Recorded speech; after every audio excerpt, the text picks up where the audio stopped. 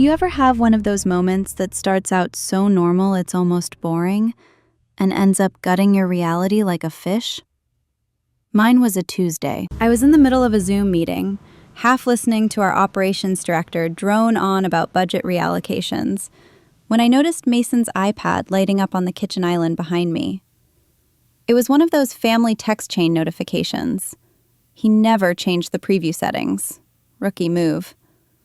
The message said, quote 0. And the sender? Patricia, my stepmother. Yes, you read that right.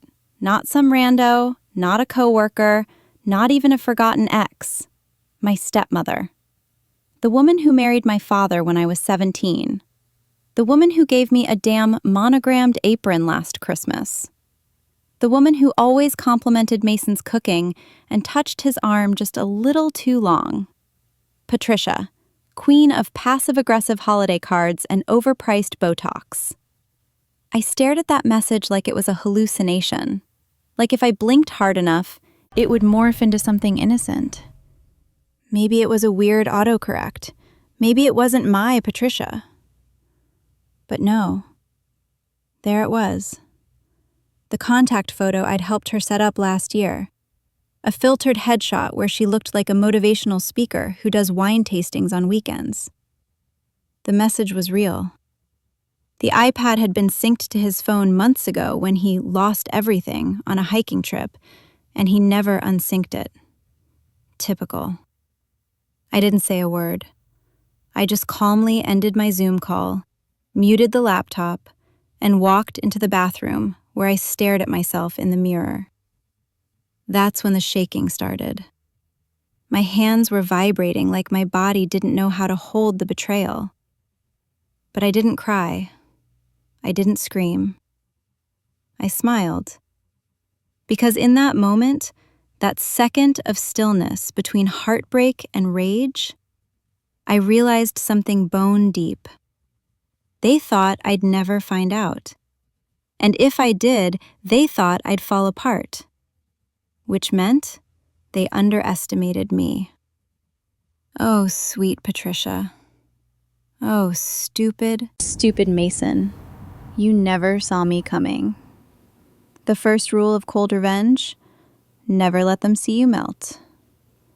While Mason kept kissing me goodnight with those treacherous lips, and Patricia sent me heart emojis in the family group chat, I was already planting the seeds. Because if they wanted heat, I'd give them ice. Let me explain something about me. I don't rage slam doors. I don't key cars or bleach clothes. That kind of chaos, that's for people who don't know the value of patience. I'm the kind of woman who waits for the moment after the storm. The eerie, echoing calm when the dust hasn't quite settled. That's when I move. So, what did I do the day I found out my husband was screwing my stepmother? I made chicken piccata. I plated it with angel hair and fresh parsley, poured us both a glass of Pinot, and asked about his day. I even laughed at his half-hearted joke about Greg from accounting being one spreadsheet away from a full breakdown. Charming, right? Meanwhile, I was already in research mode. First, I went to Patricia's Instagram, the public one, not the curated lifestyle blog she sends to brands. I wasn't looking for photos. I was looking for patterns. And oh, there they were. Posts tagged from a boutique hotel in Bainbridge, twice. Once in July, once last week. Matching weekends Mason had claimed were strategy offsites. Cute. Next, I checked our shared credit card. Mason always used it for joint expenses, which is hilarious considering he used it to pay for a spa day at that same hotel, plus champagne service and, inexplicably, a pair of silk boxers from some bougie little boutique that also sold eucalyptus candles. Silk fucking boxers. I took screenshots, dropped them into a folder labeled tax docs, just in case he ever got paranoid and checked the desktop. Then I pulled the real thread, his Google Calendar. Bless him for being predictable. There it was, a recurring consulting session every third Thursday, blocked from 11 a.m. to 3 p.m. Patricia's Pilates class just so happened to mysteriously disappear from her public calendar on those same Thursdays. Sloppy. Sloppy, sloppy. By Friday, I knew everything. Dates, locations, payments. I even confirmed that he used our Netflix profile to log in at the hotel, where he watched Bridgerton. Bridgerton. I guess that was foreplay for her. And through it all, I smiled. I kissed his cheek. I let Patricia text me about a new facial serum she was trying. I even complimented her outfit at our last family brunch. Because that's what you do when you're building a stage. You fluff the pillows. You pour the wine. You make sure the lights are just right. So when the curtain finally rises, no one can look away. The funny thing about betrayal is how ordinary it looks from the outside. But the next part? That's when I pulled in the wild card. Someone neither of them ever saw coming. And someone who had just as much to lose as I did. You ever have one of those hunches that feels too wild to say out loud, but your gut won't let it go? That was me on Saturday morning, staring at Patricia's Facebook page like I was reading hieroglyphics. It wasn't just about Mason and her anymore. Something didn't add up. She was careful, but not that careful. Someone else had to be in the dark, just like me. So I did something bold. I called my dad. Now, before you clutch your pearls, no, I didn't tell him. Not yet.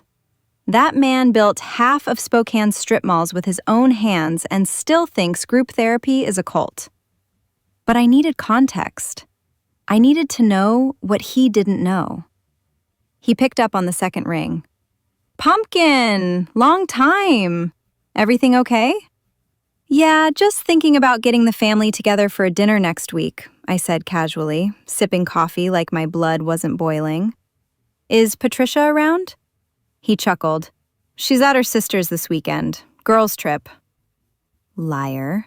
Patricia is an only child. Now I knew. My father, poor man, was being duped too. And if Patricia was risking both her marriage and mine, oh, she was way more arrogant than I thought. But I wasn't done yet. There was someone else I needed to talk to. A name that had floated to the top of my memory like a cork. Lena. Mason's old college ex. The one who randomly DM'd me 2 years ago, warning me to keep an eye on his business trips. At the time, I blocked her. I thought she was unstable or bitter. Turns out she was just early. So I unblocked her, sent a simple message. Hi, I think I finally get what you meant. Can we talk? She replied within the hour, a phone number. Then a 10-minute call that spun my already fractured world upside down. Lena didn't just know Mason's patterns. She'd lived them. He'd cheated on her, not once, but twice. Same cycle, charm, lie, hide, gaslight, repeat. She wasn't surprised when I told her about Patricia. Classic Mason, she said. He needs women to orbit him. If one pulls away, he replaces her before she notices. We talked for an hour. I told her about my plan, the way I was collecting receipts, setting the stage. She listened carefully, then said something that lit a fuse in me. Do you want help? That's when it clicked. Revenge wasn't just about making them pay. It was about reminding them, and everyone watching, that I wasn't alone. That the woman they betrayed had allies, witnesses, and the power to tell the story before they could spin their version. So I said yes. And Lena? She wasn't just helpful, she was ruthless. With Lena on my side and the receipts piling up, it was time to get theatrical. So I created a story, a little fiction wrapped in enough truth to lure Patricia into my trap. Because the best way to expose a liar is to let them lie to you. I once read somewhere that revenge should feel like a well-made dress, stitched tight, flawlessly fitted, and revealed at exactly the right moment. That Sunday, I started sewing the hemline. It began with a text, innocent, harmless, the kind of thing you'd send a family member if you were planning something warm and thoughtful. Me. Hey, Patricia. Thinking of hosting a small dinner at our place next Saturday. Just close family. Intimate vibe, nothing fancy. You and Dad free? She responded with 2 heart emojis and an exclamation point. Patricia. We'd love to. So sweet of you, darling. Darling. As if she hadn't been rolling around in hotel sheets with my husband just 2 Thursdays ago. I texted Mason next with an identical message. He replied exactly like I knew he would, vaguely enthusiastic but hesitant. Mason, dinner sounds nice. Are we celebrating something? Me, nope, just a little gratitude gathering. Feels like we've all been a little disconnected lately. Thought it'd be good to catch up. Mason, fair enough, I'll be there. God, he had no clue. He thought I was entering my fix the marriage with love languages phase. That's the thing with men like Mason. They don't notice war drums when they sound like a playlist called Dinner Party Vibes. By Monday, I'd started putting the plan in motion. I told Lena everything. She was gleeful. I'm sending you something, she said. It'll arrive by Friday. Trust me. She wouldn't tell me what it was, but the tone in her voice said it was good. Meanwhile, I went full Martha Stewart, rented a few candles, ordered charcuterie boards, bought a fresh set of linen napkins I didn't even like because ambiance matters when you're setting someone's soul on fire in front of their spouse. And just for kicks, I told my dad to dress nice. You'll want to take pictures, I said. He didn't ask questions. Why would he? I was the good daughter, the organized one, the one who made lemon bars from scratch at Easter and always remembered to send anniversary cards. It was Thursday when the package from Lena arrived. Plain cardboard box, no return address. I opened it slowly, carefully. And when I saw what was inside, I let out a laugh so sharp it startled even me.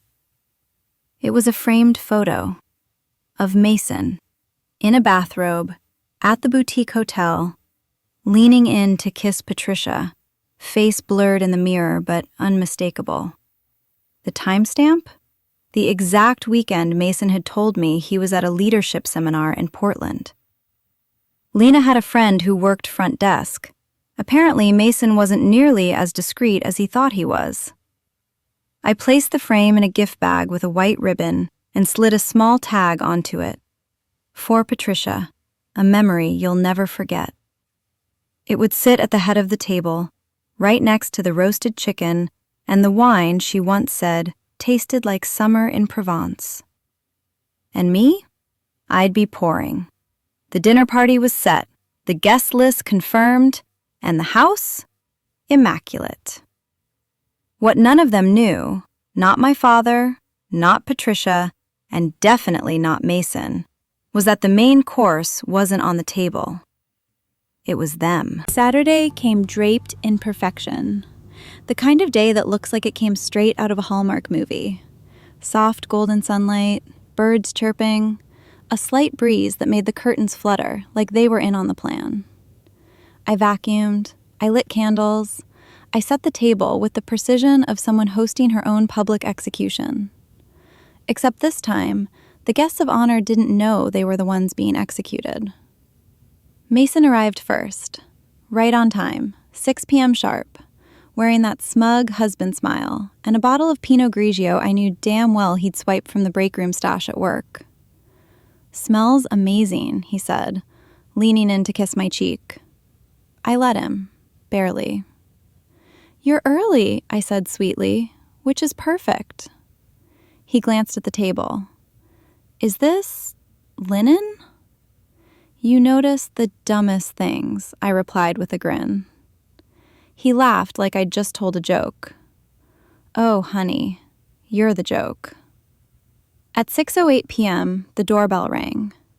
I opened it with a smile that could have frozen lava. Patricia stood there in a cream blouse tucked into high-waisted pants, like some kind of Pinterest board titled Chic Stepmom Aesthetic.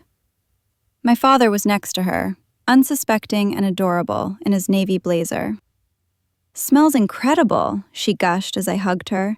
And I mean really hugged her. Tight. A little too tight.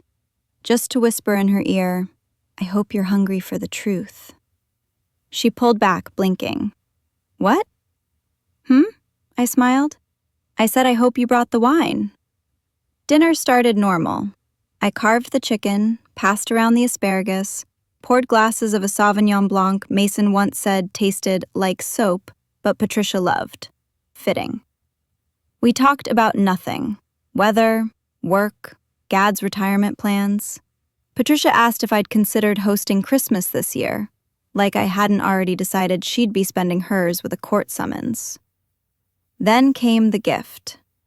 "Oh," I said suddenly, standing up like I'd forgotten something. "I almost forgot. Patricia, I got you something." She looked up, surprised but pleased.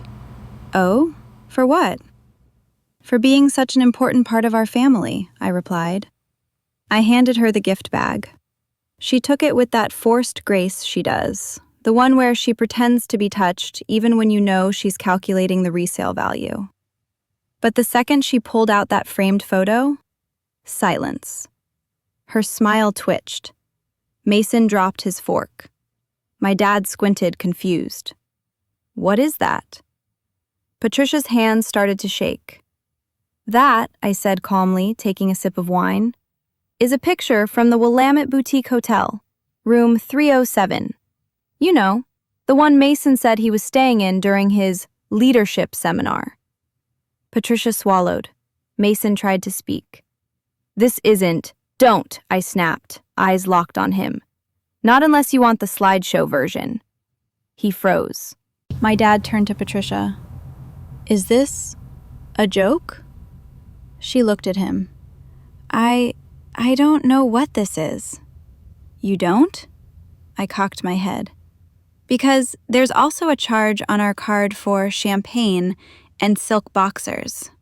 You want me to get the receipt too?" Patricia's eyes filled with tears, but I didn't flinch. Not this time. "I trusted you," my dad said quietly. "Both of you." Mason looked like he'd been gutted. Patricia couldn't breathe. And me? I finally exhaled. I stood up slowly, lifted my glass, and looked each of them in the eye. "To honesty," I said, "and the people who mistake silence for stupidity." Then I drank. You'd think that would be the end, right? But no, Mason made the mistake of thinking I was done. Poor man. The next move? I made sure it hit him right where it hurts, his career. Because betrayal doesn't just cost love, it costs everything. You'd think after detonating a truth bomb at a dinner table, a woman might take a break, maybe book a massage, burn some sage. Text a therapist. Not me. See, I believe in finishing what I start. And Mason? Oh, he still had a few pieces left that needed breaking. So the morning after the dinner party, I woke up early, made myself a matcha latte, and opened my laptop like I was clocking into war. Let's talk about Mason's job for a second. Director of Client Relations at a boutique PR firm. Fancy title, inflated ego, and a reputation built on one thing: his image. Mason thrives on being the golden boy. Smooth, clean, trustworthy. The kind of guy who handshakes and humble brags at the same time. And his firm? Obsessively family-friendly. Think, we're like a big happy team vibes. Quarterly wellness retreats. Bring your dog Fridays. They even featured him in a blog post once titled, Balancing Marriage and Management. Mason Andrews on Love and Leadership. Cute, right? Too bad I still had the password to his email. And his Slack. And oh boy, the things I found. It started with a folder labeled Creative Assets, which, spoiler alert, did not contain assets for clients.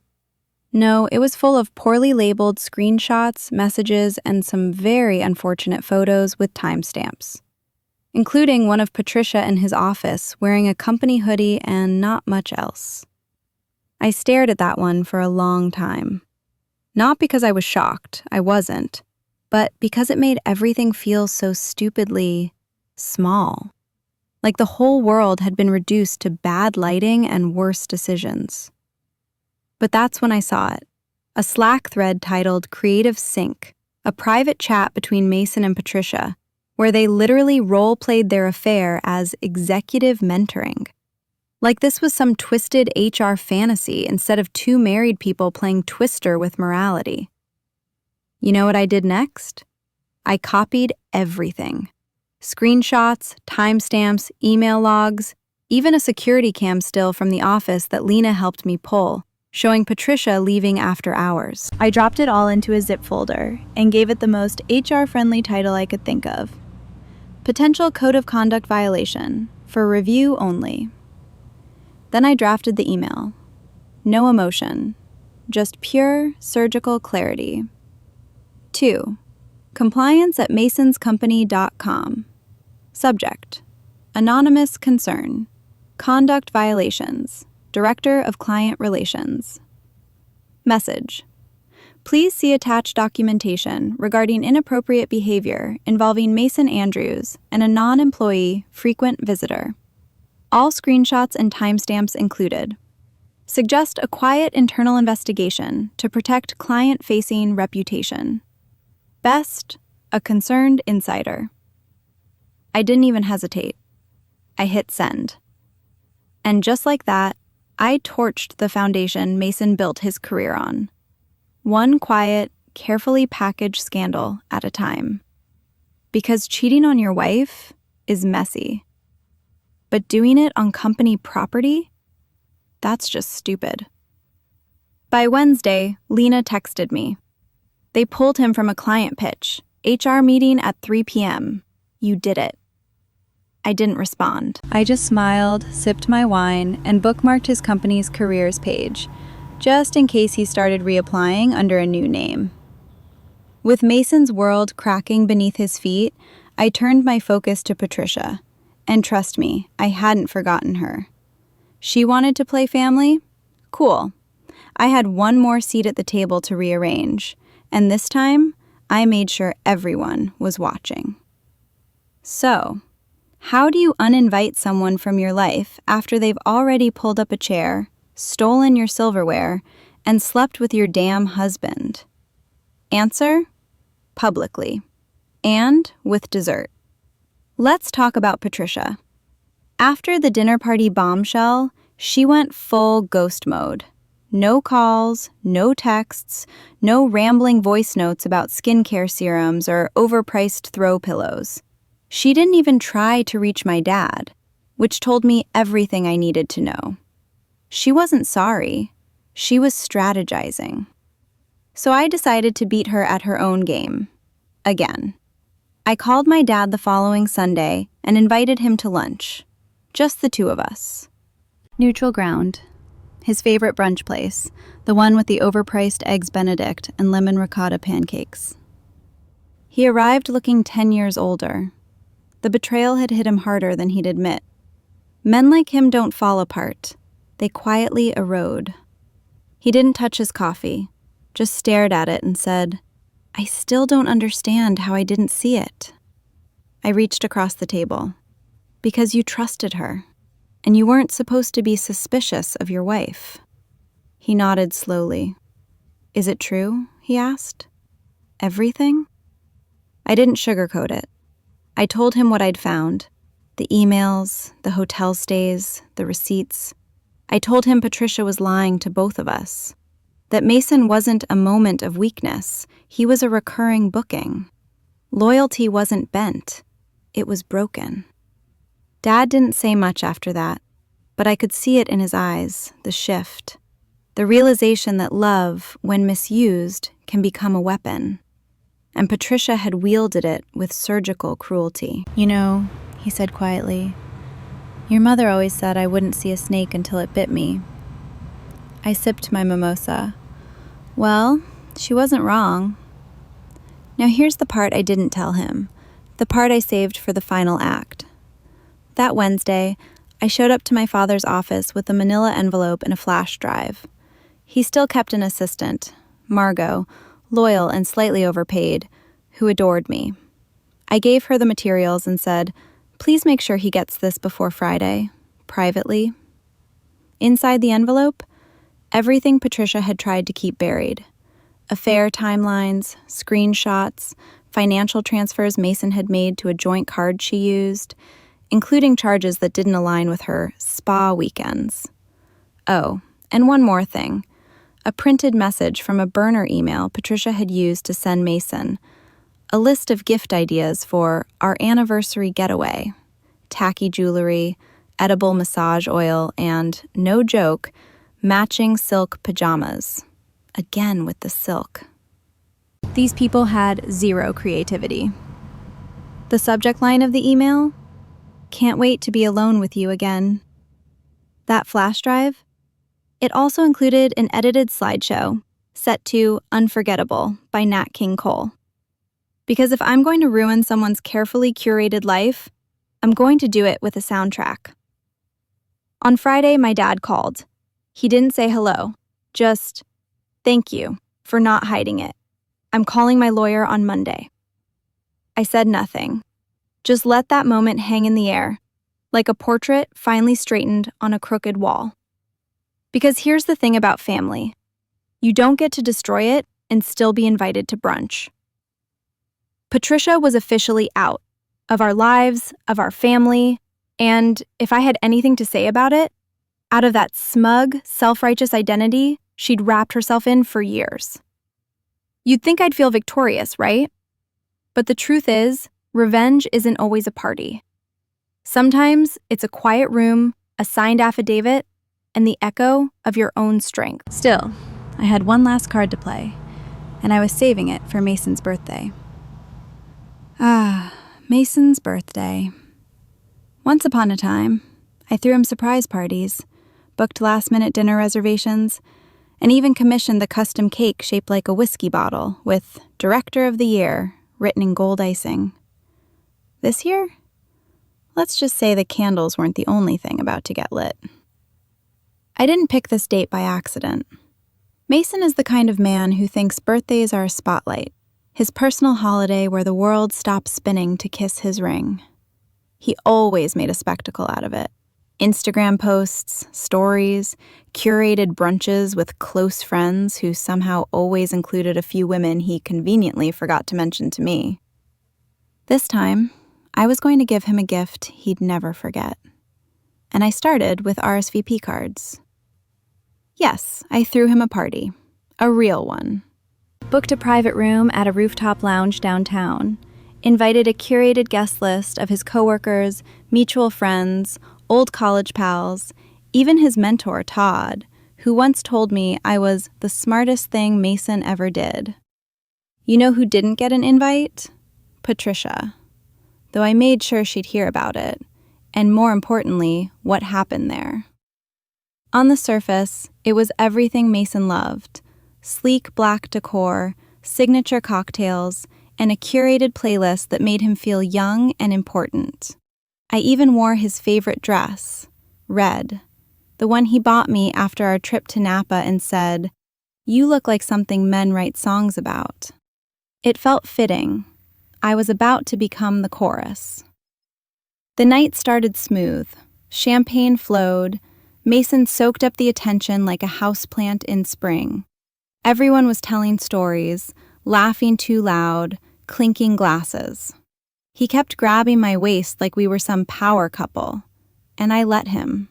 I smiled, I posed for photos, and then I tapped my fork to my glass. "Everyone," I said, rising to stand beside him, "thank you so much for coming tonight to celebrate Mason, a man who has always strived for excellence, both professionally and personally." Mason grinned like a boy on Christmas morning. He probably thought I was about to give him some sentimental tribute. I wasn't. I pulled a small gift box from under the table and handed it to him. Here, something special. He opened it. Inside, a single flash drive, black, unlabeled. Next to it, a folded envelope with his name written in my handwriting. Elegant, steady, unmistakable. He looked at me, puzzled. What's this? I smiled. Your highlight reel. Now, obviously, I didn't play it there. I'm dramatic, not cruel to innocent bystanders. But what everyone else saw was his face. That instant shift from cocky to confused to cornered. That flicker of fear in his eyes. The fear of someone who knows they've been found out. What's on the drive? Someone asked, laughing. Oh, I said, still smiling. Just a little collection of Mason's extracurriculars. He's been very creative this year. There was a ripple of awkward laughter, the kind people give when they don't yet know the joke is a confession. He opened the envelope. Inside was a printed email from HR notifying him of his pending administrative review and the formal investigation based on alleged conduct violations involving misuse of company property. He stood up, fast. Harper, he hissed under his breath, what the hell is this? Your birthday surprise, I said coolly. And don't worry, you'll have time to unpack it, starting tomorrow, when you're no longer head of client relations. That's when I handed him the final envelope, the divorce papers. Signed, filed, official. The guests? Dead silent. I raised my glass. To Mason, I said. May this next year bring clarity, humility, and maybe a roommate who knows how to iron silk boxers. Mason's career was crumbling. Patricia had gone into hiding. But I wasn't finished. Because the real power move wasn't exposing them. It was rebuilding myself, loudly, unapologetically, and with receipts. You know what no one talks about after revenge? The silence. Not the dramatic kind. No slamming doors or screaming matches. Just quiet. The kind where the dust settles and you're alone with the remains of what used to be your life. But that silence, that's where I started over. After the birthday party, which, by the way, became legendary in certain group chats, Mason tried to call me. Multiple times. His messages were everything you'd expect from a man watching his carefully constructed image collapse in real time. Let's talk. I can explain. This is going to ruin me. Spoiler, it already did. He was removed from client-facing duties the following week. A temporary reassignment, they called it, which we both knew was corporate for, "You're done, buddy." HR began combing through his emails. Internal whispers spread. His name went from being a golden boy to a cautionary tale. Patricia? She vanished. No one had seen her since the dinner. My dad filed for separation the next month. I kept my distance. Not because I was bitter, because I was finished. Instead, I focused on me, something I hadn't done in years. I started going to therapy, not because I was broken, but because I didn't want to carry their mess inside me anymore. I picked up boxing. Nothing like imagining your ex's face on a punching bag to get your cardio in. And I made moves. Big ones. I left the agency where Mason and I met, took every skill I'd built over 10 years, and walked straight into an offer at a rival firm. Higher pay, fully remote. No awkward elevator run-ins with his mistress of the month. My new boss? A woman who had also gone through a brutal divorce last year. When I told her part of the story, she grinned and said, "We only hire women who've walked through fire and didn't melt." I bought a condo, downtown, exposed brick, high ceilings, windows that drank sunlight like wine. Every piece of furniture was something I chose, not negotiated, not compromised. Mine. And I cut my hair. Not a breakup trim, a full rebrand. Sharp, bold, asymmetrical, the kind of haircut that says, "Don't ask me to smile unless you want the truth." One morning, I posted a photo from my new balcony. Just me, coffee in hand, wind blowing through my new hair. The caption? A woman becomes unstoppable when she realizes she doesn't need permission. Within an hour, I got a text from an unknown number. Mason, you look incredible. Can we talk? I didn't respond. Instead, I blocked the number. Because healing isn't about erasing pain. It's about outgrowing the people who thought you'd never survive without them. The final chapter wasn't about Mason, or Patricia, or revenge. It was about me, fully, finally, and loudly, becoming the woman they tried to silence. And what happened next? Let's just say, karma wasn't done with them yet. 6 months. That's how long it took for everything to fall into place. Mason, let's start there. He resigned, aka got pushed out, before the internal investigation fully wrapped. Last I heard, he's freelancing from his apartment, where the walls are thin, the neighbors are nosy, and the Wi-Fi is trash. I don't know who he's dating now. I don't care. He called our mutual friend Lisa one night, drunk and crying. She told him to try journaling. Patricia? Her downfall was more delicious. After the separation, my dad rewrote his will and revoked her access to everything. The house, the accounts, the insurance. She tried to claim emotional distress in court. The judge didn't even blink. She moved back to California to reset. I suspect that's code for burned every bridge north of Sacramento. As for me, I woke up last Saturday with sunlight on my face, no alarms, and no weight in my chest. Just the hum of a good life. The one I rebuilt with my own damn hands. I opened the windows. I played Etta James loud enough for the neighbors to enjoy it too. I made pancakes, not for anyone else, just for me. And I danced in my kitchen like I hadn't done since before I forgot who I was trying to keep a man who never really loved me. Revenge wasn't about destruction. It was about release. About setting down the burdens I'd been carrying to keep a broken relationship alive. About choosing truth over performance.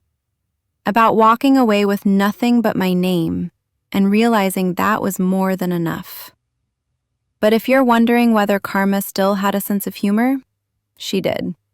A few weeks ago, I ran into Lena, the real MVP, at a wine tasting downtown. She hugged me like we'd gone to war together. We had, in a way. Did you hear? She asked, eyes twinkling. Hear what? Mason applied for a job at my firm, sent in a glowing resume. I blinked. You're kidding. I forwarded it straight to HR, she said with a smirk, along with his greatest hits. I laughed so hard I nearly spilled my Pinot. He never stood a chance. And that's the thing. I didn't just get revenge. I lived it. By walking away with my dignity, my peace, and my whole heart intact. By rising louder than their lies. By building a life so full, so beautiful, so completely mine, that not even their shadows could touch it. I'm not the woman who got cheated on anymore. I'm the woman who made sure they never forget what it cost them to cross me. And that's the sweetest ending of all.